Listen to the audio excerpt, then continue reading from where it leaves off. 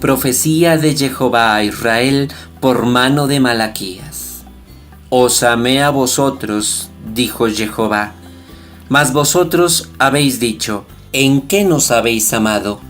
¿Acaso no es Esaú hermano de Jacob? Y os declarará Jehová, amé a Jacob y a Esaú aborrecí, y puse sus montes en desolación y su herencia la entregué a los chacales. Y aunque diga Edom, fuimos derrotados, pero volveremos y reedificaremos nuestras ruinas, Jehová dirá, ellos edificarán y yo demoleré, y les llamaré territorio de maldad y pueblo indigno para siempre. Y vuestros ojos verán y diréis, grande es Jehová, más allá de la frontera de Israel. Del libro del profeta Malaquías, capítulo 1, versículos del 1 al 5. Iniciamos, queridos hermanos, el penúltimo de los textos proféticos que aparecen en las Sagradas Escrituras. Recordemos que no estamos abordando los libros proféticos en el orden en el que aparecen en la Biblia, sino en el que sería el más posible orden cronológico de ejercicio de su ministerio. Sobre este nuevo profeta o nuevo texto profético, aclaremos diferentes cosas y hagamos la introducción correspondiente antes de la reflexión sobre el fragmento que hoy leímos. En cuanto a su autor, en realidad el autor del libro del profeta Malaquías no se llama Malaquías, porque la palabra Malaquías no es un nombre propio. La palabra Malaquías, que viene del hebreo malaki, significa mi mensajero. Es decir, que Malaquías es una especie de oficio, no un nombre propio. No sabemos realmente quién es el autor. Según lo que nos narra el texto, puede pensarse que el libro fue escrito hacia principios del siglo V, incluso finales del siglo IV. Hay algunos que lo aseveran antes de Cristo. Estaríamos refiriéndonos a la época en la que el pueblo de Israel ya está, podríamos decir, reedificado, reconstruido, luego de llegar del exilio en Babilonia. Hay quienes dicen que el autor de este texto podría ser, por ejemplo, Esdras. Hay otros que aseguran que podría ser Nehemías, dos de los autores que ya vimos cuando abordamos los textos históricos.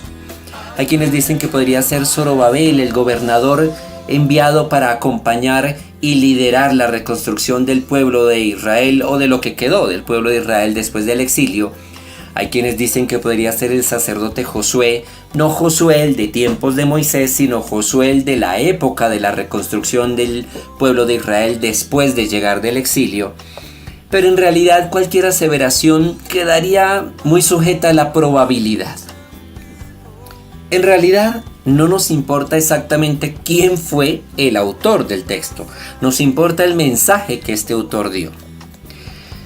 En cuanto a la época, perfectamente vamos a encontrar en el texto unas pistas de cuándo puede ser el contexto histórico de este pequeño libro.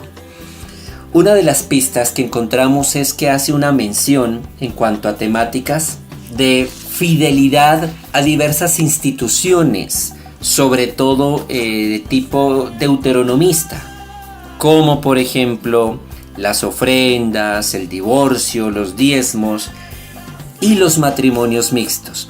Esta última es una pieza clave. En la memoria del pueblo de Israel está que por allá, al principio, todo se dañó cuando Salomón empezó a buscar para esposas suyas, el rey Salomón, mujeres de otras culturas, de otros pueblos, con otras creencias y con otras religiones. Y el pueblo es muy consciente que eso abrió la puerta para que esas otras creencias empezaran a meterse poco a poco en la conciencia de los israelitas y terminaran llevando a los israelitas a la idolatría y a la infidelidad a Dios y al yavismo, la religión, digámoslo así, oficial del pueblo de Israel. Precisamente en la lectura autocrítica que hace el pueblo de sí mismo, llega a darse cuenta que fue por allá y por eso por donde entró todo lo que los corrompió en su fidelidad a Jehová Dios, y que lo que menos quieren, después de haber sido casi que exterminados, de manera que solo quedaron unos poquitos de las 12 tribus de Israel, unos poquitos de la tribu de Judá y unos poquitos de la tribu de Benjamín, lo que menos querían era volver a hacer lo que hicieron antes. Y se dedicarán, ya lo habíamos visto en algunos textos atrás, a ser lo más fieles, casi que en la exageración, a la ley de Dios. Por ejemplo, cuidadito, nos vamos a juntar con personas de otro pueblo, eso está prohibido. Recordemos que fue por ahí por donde nos desviamos. Entonces, nada de juntarnos con otros. Y lo vamos a encontrar ahí en el texto.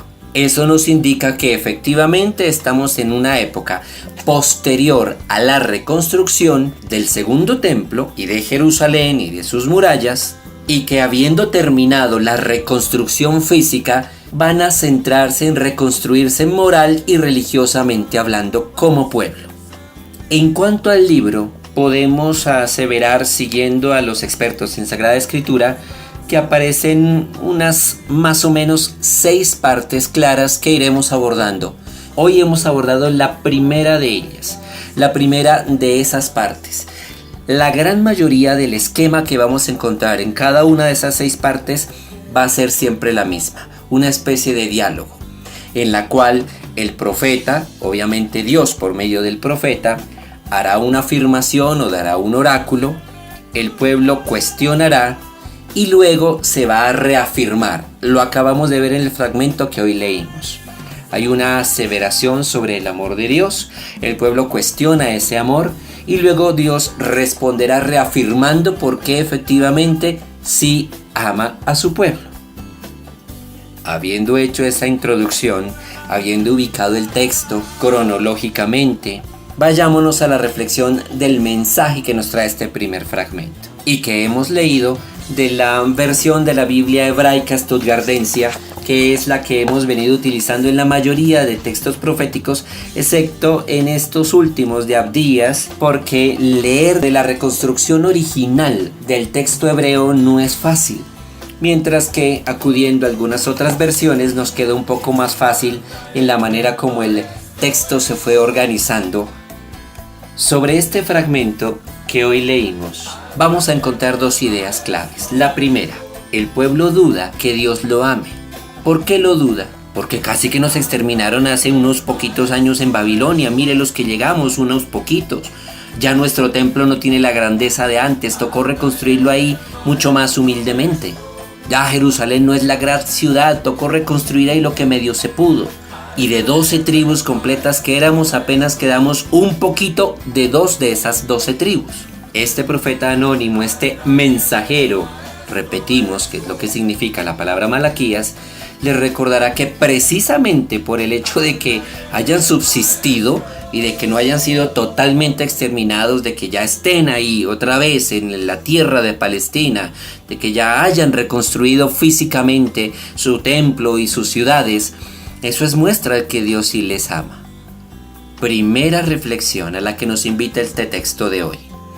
A veces nos quejamos mucho, cuestionamos mucho el amor y el favor de Dios, pero si nos pusiésemos juiciosamente a revisar todo lo que nos ha pasado, a todo a lo que nos hemos sobrepuesto, todo lo que hemos crecido y aprendido en la vida, todas las que Dios nos ha perdonado, no dudaríamos de que Dios nos amara. Es decir, no nos quejaríamos tanto, más bien agradeceríamos.